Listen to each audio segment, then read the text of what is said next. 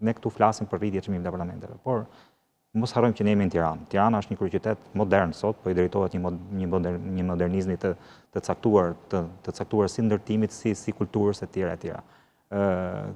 Po të shohim rreth e qark, ku duam ta mbasim me veten, po ta shohim me Beogradin, po ta shohim me Zagrebin, po ta shohim edhe me Malin e Zi, me Podgoricën, jemi pak më pak. Pra, çmimet sot mesatare tonës janë 1.700 në Tiranë, nuk arrin 1.700 euro, po të shohim Beogradin është 2.000.